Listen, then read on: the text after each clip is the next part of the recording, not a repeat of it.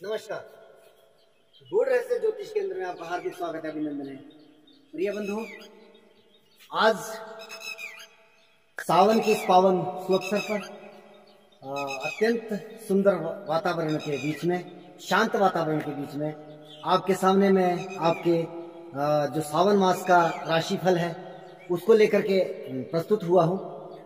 उम्मीद है कि आप इस वीडियो को बहुत अपना आशीर्वाद प्रदान करेंगे, मेरे इस YouTube चैनल को सब्सक्राइब करेंगे, शेयर करेंगे और इसमें कमेंट सेक्शन में जो है अपने महत्वपूर्ण कमेंट्स अवश्य प्रदान करेंगे। तो आज का मेरा विषय है सावन मास में 12 राशियों का गोचरीय व्यवस्था के अनुसार जो है वो किस तरह से रहने वाला है।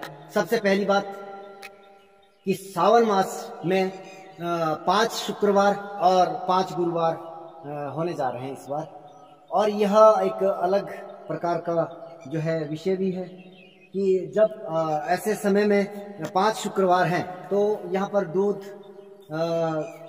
से बनी चीज़ें, पनीर, दही, लस्सी आदि जो है उन चीज़ों की डिमांड, रुई, कपास, इन चीज़ों की जो है डिमांड बढ़ने वाली है बाजार के अंदर, चांदी आदि की। तो इन चीज़ों का जो है भाव भी तेज रहने वाला है। दूसरी बात कि सूर्य और शनि के बीच में समसप्तक दृष्टि संबंध जो बन रहा है, कहीं ना कहीं यह समय जो है वह एक अलग प्रकार का कॉन्सेप्ट लेकर के आ रहा है कि बरसात का मौसम, मानसून का समय जहाँ तक चल रहा है वहीं पर कहीं कहीं जो है आवश्यकता के अनुसार बारिशें कम रहने की संभावना भी बन रही है और कहीं कहीं अधिक बारिश होने की भी संभावना, अत्यधिक बारिश होने की भी संभावना, बाढ़ आदि की सिचुएशन भी बन रही है। और किसी किसी जगहों पर जो है वो बहुत कम बारिश भी देखी जा सकती है इस मास में।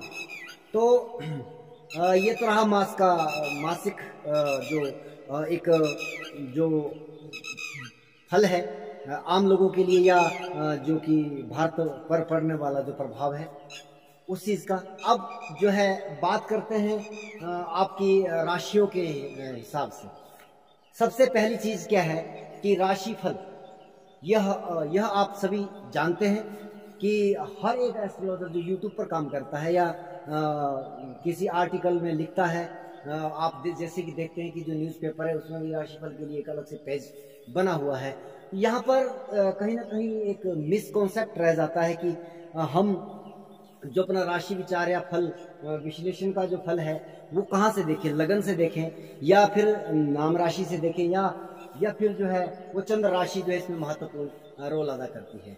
तो कहीं ना कहीं इन सब चीज़ों के मध्य में क्या है कि आप जैसे कि जानते हैं कि सबसे बेहतर तो तब होता है जब आपका हमारे पास नेटल चार्ट होता है, आपकी लगन कुंडली हमारे सामने होती है, उसके अकॉर्डिंग जब हम जो है बात करते हैं तो वो विश्लेषण जो है 100% काम करती है। अक्सर एस्ट्रोलॉजर क्या करते हैं कि एक लगन कुंडली को जब रीड करते हैं तो वहाँ पर गोचर को कहीं ना कहीं वो दरकिनार कर दिया जाता है, उसके ऊपर महत्व नहीं दिया जाता है और दशाओं पर और लगन चार्ट पर ही कहीं ना कहीं निर्भर रहता है।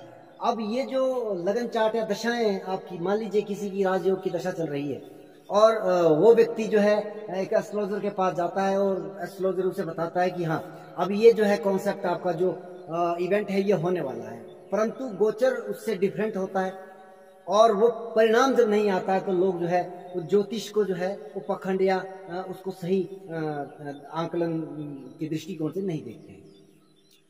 तो ये सब चीजें जब एक साथ मिलती है, अब हम लोग यूट्यूबर क्या कर रहे हैं कि हम लोग राशिफल बता रहे हैं, लेकिन इसके लिए आप लोगों को थोड़ी मेहनत अवश्य करनी पड़ेगी। केवल राशिफल और या केवल लगन कुंडली या दशाओं को हम रीड करते हैं तब फल कथन करते हैं, तो ये दोनों के दोनों कॉन्सेप्ट गलत है।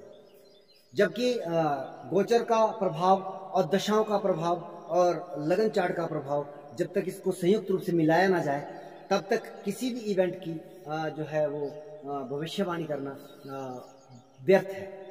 इसलिए गोचर का भी अत्यंत महत्वपूर्ण प्रभाव देखा जाता है।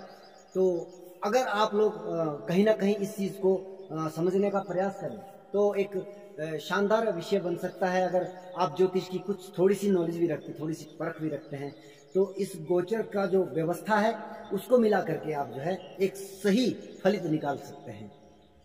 अब बात आती है कि नाम राशि के आधार पर देखें, या फिर लगन के आधार पर देखें, या फिर आप चंद्र राशि के आधार पर देखें।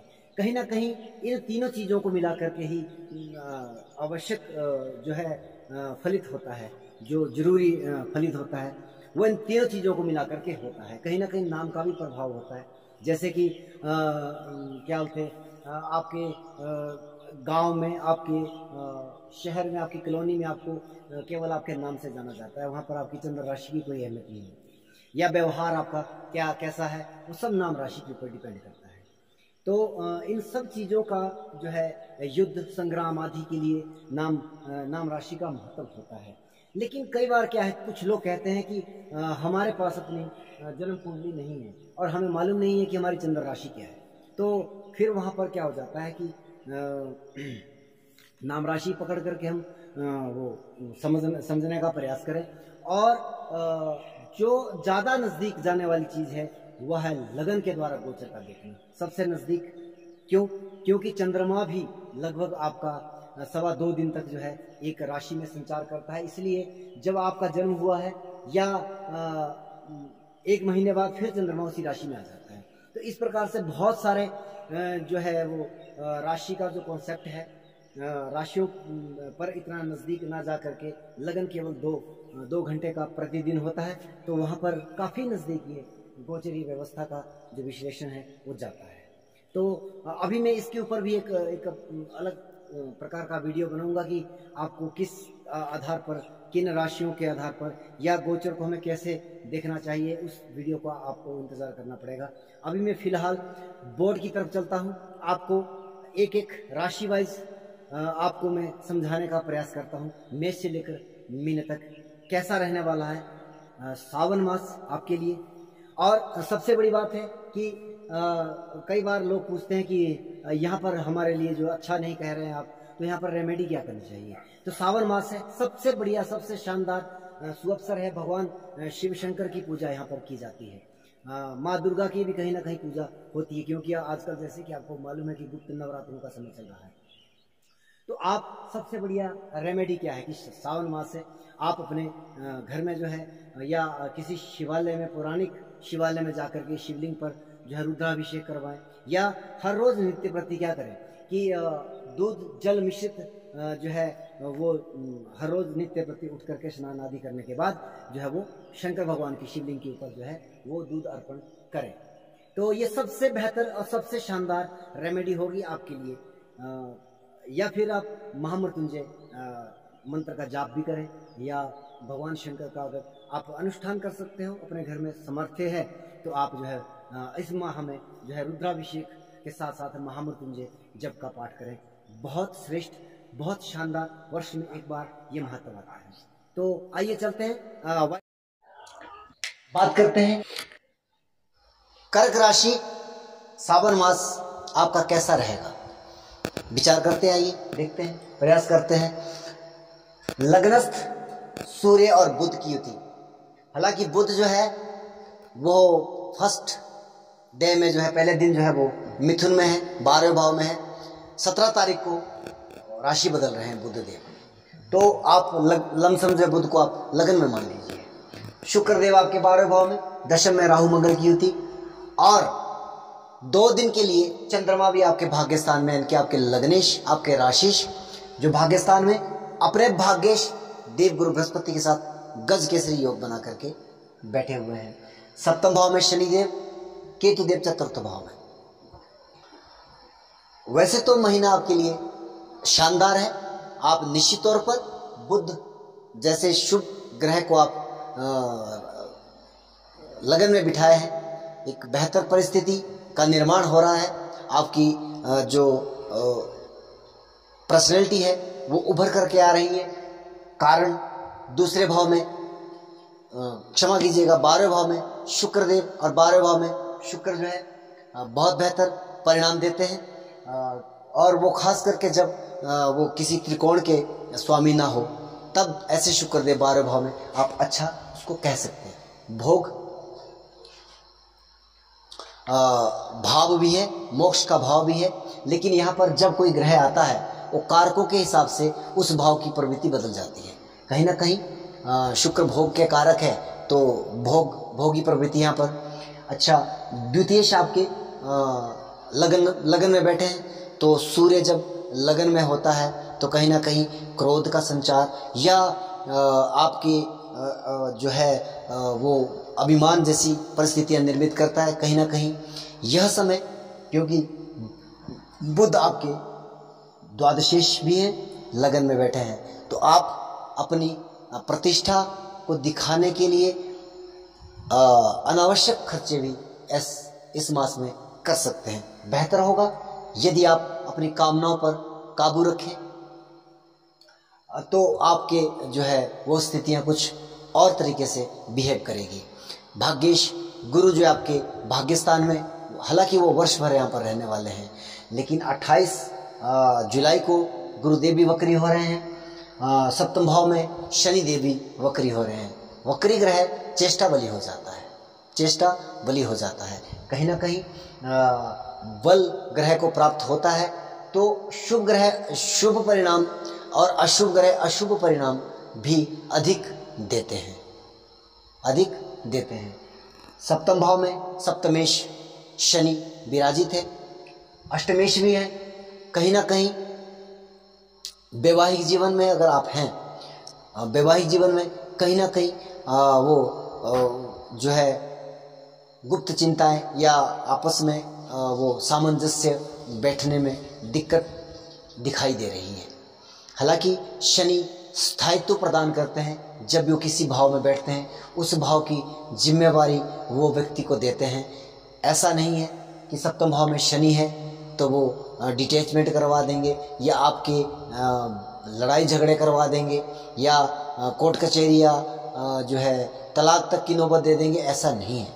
आपको यहाँ पर अष्टमेश अपने से द्वादश में सप्तम में आया है, हालांकि वो सप्तमेश भी है, तो कहीं ना कहीं 8वें भाव का परिणाम भी वो अवश्य देगा, सप्तम भाव का परिणाम भी वो देगा। मारक है, हालांकि गोचर में मारक परिस्थितियाँ ऐसी नहीं बनती है। जब उसकी दशाएं अंतर्दशाएं घटित होती है तब इसका प्रभाव ज़्यादा नकारात्मक दिखाई देता है। यहाँ पर थोड़ा सा जीवन साथी के स्वास्थ्य को लेकर के समस्याएं हो सकती है या उनसे मनमुटाव आदि हो सकता है।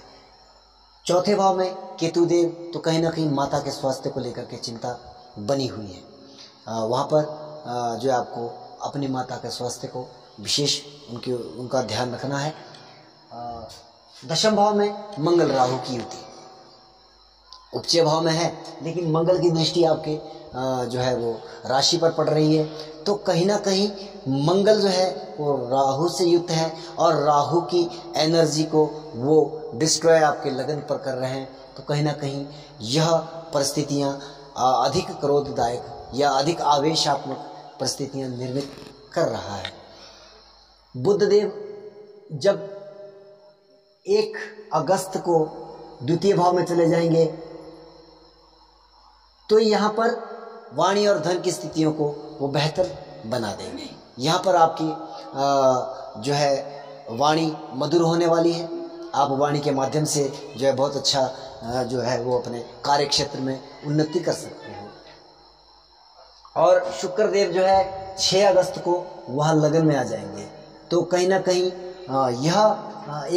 यह भी एक शानदार स्थितियाँ निर्मित हो रही है। वाणी भाव भी अच्छा हो गया, धन की स्थितियाँ भी कुछ हद तक बेहतर दिखाई दे रही है। हालांकि धन की स्थिति आगमन की बेहतर कह सकते हैं, खर्चों की परिस्थितियाँ वैसी ही बनी हुई हैं। आप खर्चा पर कंट्रोल करेंगे तो ज़्यादा बेहतर आपके लिए ये मास रहने वाला है। अन्यथा अनावश्यक खर्चों के कारण आप परेशानी भुगत सकते हैं। दशम भाव में मंगल राहु है तो कार्य क्षेत्र के लिए इतना व्यवधान मैं नहीं समझता। 10 तारीख को मंगल देव राशि बदल रहे हैं, तो कहीं ना कहीं मासांत तक जो है आपकी परिस्थिति कुछ बेहतर परिणामों को लेकर के आ सकती है। दशमेश का लाभ भाव में, पंचमेश का लाभ भाव में बैठना अपने आप में ही एक बहुत शानदार योग है। अब यहाँ राहु देव बैठे हैं तो दशम भाव का राहु जो है कहते हैं कि जिनके राहु 10 में उनके सब कुछ बस में। तो ये परिस्थिति कार्य क्षेत्र के लिए बहुत बेहतर, बहुत बेहतर। परंतु मास आरंभ में कुछ परेशानियों के साथ शुरुआत हो रही है। जब जब चंद्रमा आपका इस युति से मिलेगा, यानी कि विशेषता आपको 18-19 तारीख को, क्षमा कीजिएगा,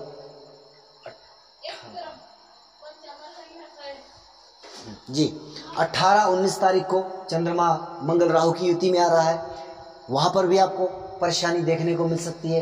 25 और 26 तारीख को, ये विशेष तिथियां बता रहा हूं मैं आपके लिए। और मैं केवल आपके लिए क्यों बता रहा हूं, क्योंकि आपके राशिश है, आपके लग्नेश है। 12वें में जाएंगे चंद्रमा 25 और 26 तारीख को, यहाँ पर भी कुछ नकारात्मक परिणाम रहने वाले हैं। फिर उसके बाद जो है आपके 8 और 9 अगस्त को जो है वो छठे भाव में आएंगे। तो ये परिस्थितियां भी बेहतर नहीं कह सकते हैं। अष्टम भाव में 12 और 13 तारीख, 12 और 13 अगस्त, तो ये परिस्थितियां भी कुछ अच्छी दिखाई नहीं दे रही है। लेकिन मास अंत में और मास आरंभ में चंद्रमा जो है गुरु के साथ गज केसरी बना रहा है। 14-15 तारीख को जो है फिर से वह गज केसरी योग निर्मित कर रहा है। तो प्रथम के 2 दिन और अंतिम 14 और 15 तारीख, हालांकि महीना जो है 16 और 17 को कंप्लीट होगा, तो वहाँ पर 16 और 17 तारीख को फिर राहु के साथ चंद्रमा जाएंगे, वहाँ पर परेशानियाँ देंगे। तो इतने ये तिथियाँ आपने विशेषता याद रखनी है। कौन कौन सी? आपकी 18-19 तारीख, आपकी 25-26 तारीख, आपकी 8 और 9 अगस्त, और आपकी जो है 16 और 17, यानी कि मासांत के 2 दिन, ये आपके लिए नेगेटिव परिणाम दे सकते हैं अधिक। तो मैंने रेमेडी पहले बता दी है। बात करते हैं सिंह राशि के जातकों की। सिंह राशि, सिंह लगन के जातकों की बात करते हैं।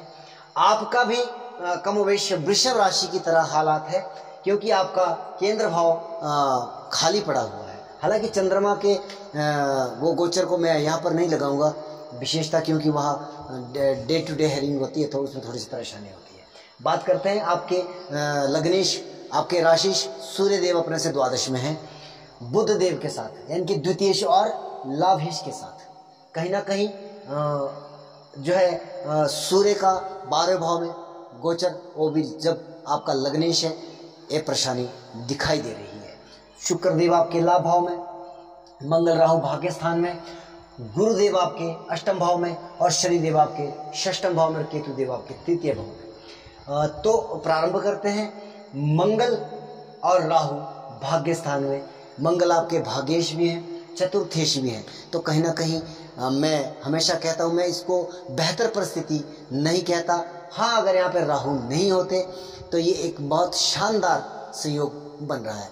मैं कई बार कहता हूँ कि राहु केतु 2 ऐसे ग्रह हैं कि जैसे दूध में कई बार नींबू पड़ जाता है, तो ऐसे ही ये बड़े बड़े राजयोगों को ध्वस्त भी कर देते हैं, और बड़े बड़े नकारात्मक से नकारात्मक योग दिखाई देने वाले ये राहु केतु उन्हें राजयोग में परिवर्तित कर देते हैं। तो कहीं ना कहीं इस समय में ये परिस्थिति अच्छी नहीं है आपके भाग्येश और आपके चतुर्थेश का पीड़ित होना। तो ये भाग्य की हानि प्रदर्शित कर रहा है, और चतुर्थ भाव इनकी माता के स्वास्थ्य को लेकर के भी कहीं ना कहीं परेशानी है। मंगल रक्त का कारक है, तो कहीं ना कहीं रक्त संबंधी विकार जो है, हालांकि वो ऑल ओवर हर राशियों के लिए कहीं ना कहीं लागू होता है, केवल आपके लिए नहीं।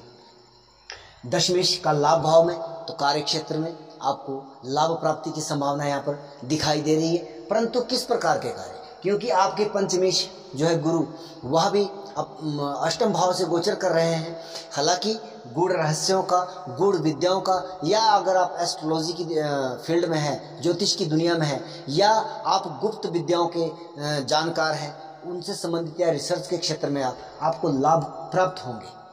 आप अगर विदेश से आयात निर्यात या फिर हॉस्पिटल आदि के कार्य या उसमें कोई जॉब आदि करते हैं, आपके लिए अत्यंत लाभकारी परिस्थितियां निर्मित होगी, इसमें कोई संदेह नहीं है। लेकिन आम तौर पर जो इन व्यवसायों से हट करके कार्य करने वाले व्यक्ति हैं, उनके लिए निश्चित तौर पर ये परेशानी वाला समय रहेगा। खास करके स्वास्थ्य को लेकर के समस्या रहेगी, क्योंकि लग्नेश का द्वादश भाव में जाना अपने आप में एक नकारात्मक स्थितियां निर्मित करता है। खास करके तब जब आपके जो है नकारात्मक ग्रहों की दशा अंतरदशा चल रही हो, अगर दशा अंतरदशा सकारात्मक है तो फिर इतनी ज़्यादा घबराने वाली सिचुएशन नहीं है। हालांकि सिंह राशि, सिंह लगन के जातकों के लिए हर साल ये परिस्थितियाँ बनती है कि उनका लग्नेश द्वादश में गोचर करता है।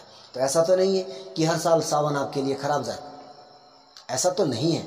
जब आपकी दशाएं, इसीलिए मैं कहता हूँ कि दशाएं अंतरदशाएं इसका बहुत बड़ा महत्वपूर्ण रोल अदा करती है, परंतु बिना गोचर के वह फल कथन करना भी ठीक नहीं होता है। गोचर का भी अपना बहुत बड़ा महत्व होता है। तो अगर आप कुछ थोड़ा सा नॉलेज रखते हैं ज्योतिष का, तो आप यहाँ से उन चीज़ों को उठा। बात करते हैं कन्या राशि के जातकों की, कन्या लगन के जातकों की। सर्वप्रथम मास आरंभ में परिस्थितियां बहुत शानदार दिखाई दे रही है, क्योंकि लग्नेश का लाभ भाव में बैठना अपने आप में एक श्रेष्ठ योग बना रहा है। कहीं ना कहीं पंचमेश का पंचम भाव में और भाग्येश शुक्र का दशम भाव में गोचर, यह भी एक बहुत बेहतर परिस्थितियां निर्मित हो रही है। और कहीं ना कहीं लगन का गुरु का सप्तम भाव में और आपके राशि पर दृष्टि या आपके लगन पर दृष्टि, एक शानदार सुयोग बन रहा है। कन्या राशि के जातकों के लिए ये एक बेहतर परिणाम लेकर के मास आ रहा है। परंतु यदि आप मंगल और राहु की युति आपके अष्टम भाव में, हालांकि मंगल आपके लिए अकारक ग्रह है, राहु अष्टम भाव में, तो कहीं ना कहीं एक समस्या यहाँ पर दिखाई दे रही है। अगर आपको कोई गुप्त रोग से संबंधित समस्या रही है पहले से लेकर, ये समय आपके लिए, इस समय में वह रोग उभर सकता है। जैसे पाइल्स आदि की समस्या होती है, अति मूत्र की किसी को अगर दिक्कत है, तो ये समय आपके लिए यहाँ पर थोड़ा सा आपको सेफ होकर के चलना चाहिए। मेडिकल जांच करवा करके आपको ऐसे समय में चलना चाहिए। हाँ, अष्टम भाव में राहु जो है वो अचानक परिस्थितियाँ निर्मित करता है, मंगल के साथ बैठा है। हालांकि ऐसा तो नहीं है कि ये एक्सीडेंटल योग बना रहा है, क्योंकि गोचर में इतना बड़ा योग जो है बिना दशा और अंतरदशा के हम नहीं प्रेडिक्ट कर सकते। हाँ, लेकिन जब यहाँ बुध देव आपके 1 अगस्त को द्वादश भाव में आ जाएंगे, तो कहीं ना कहीं लगन का कमजोर होना और द्वादश भाव में बैठना, तो अब ये थोड़ा सा अगर दशाएं अंतरदशाएं अनुकूल नहीं है, नकारात्मक ग्रहों की दशा चल रही है, ये समय अब आपको संभल करके चलना है। 1 अगस्त के बाद मासांत तक बुध देव जो आपके द्वादश भाव में ही गोचर करने वाले हैं। तो कहीं ना कहीं कन्या लगन के जातकों के लिए स्वास्थ्य को लेकर के या अचानक परिस्थितियां, जिसको कई बार चोट चपेट आदि की समस्या, आपको वहां पर अगर आप वाहन वगैरह चलाते हैं तो सतर्कता से चलाइएगा, वहां पर आपको बच करके चलना चाहिए। 10 अगस्त को जो है मंगल देव यहाँ से निकल रहे हैं, तो कुछ हद तक अष्टम भाव की नकारात्मक परिणामों में कमी कह सकते हैं, लेकिन पूरी तरह से रिलीफ नहीं है, क्योंकि वहाँ लग्नेश आपके द्वादश भाव में चले गए हैं। तो ये आपको संभल करके वाहन आदि चलाने चाहिए, यहाँ पर आपको बचना चाहिए। शनिदेव आपके पंचम भाव में, निश्चित तौर पर यह एक अच्छे संबंध बना रहा है। अगर गुरुदेव का सप्तम भाव से गोचर हो रहा है, शनि की वहाँ पर दृष्टि पड़ रही है, तो कहीं ना कहीं आप प्रेम संबंधों में या विवाह आदि के बंधन में भी बंध सकते हो। हालांकि उसके लिए ये प्रेडिक्शन एक सही प्रेडिक्शन तो नहीं हो सकती है, क्योंकि 1 महीने में विवाह किसी का तय नहीं हो सकता या हो जाएगा। वो पहले से ही जब कहीं पे बात चल रही है, तो इस मास में, हालांकि श्रावण मास में ये स्थितियां निर्मित तो हो रही है, परंतु श्रावण मास में विवाह भी नहीं होता है। तो हमें ये चीज़ें जो है यहाँ पर जो है समझनी चाहिए। लेकिन शनि की दृष्टि गुरु के ऊपर और गुरुदेव का सप्तम भाव में, तो कहीं ना कहीं, क्योंकि अब 17 जनवरी तक जो है यह स्थितियां निर्मित हो रही है, तो कन्या राशि के जातकों के लिए कहीं ना कहीं इस समय में जो है वो शहनाइयाँ बजने की स्थितियां निर्मित कर रहा है। केतु देव का द्वितीय भाव में गोचर कहीं ना कहीं वाणी को कर्कश बना रहा है, कहीं ना कहीं धन के मामले को कमजोर कर रहा है। एक यहाँ पर यह भी एक नकारात्मक स्थितियां बनी हुई है। बहुत बहुत धन्यवाद वीडियो को अंत तक देखने के लिए। मैंने आपको रेमेडी कही है, सावन मास हो रहा है, आप हर रोज़ जो है गंगा जल दूध मिश्रित होकर के शंकर भगवान जी की शिवलिंग पर जो है वो अर्पण करें। बहुत ही शानदार ऐसा अवसर बार बार नहीं मिलता है। या अपने घर में या कहीं किसी शिवालय में जाकर के आप रुद्राभिषेक आदि करवाएं। जय सिया राम। आप सभी का हार्दिक धन्यवाद।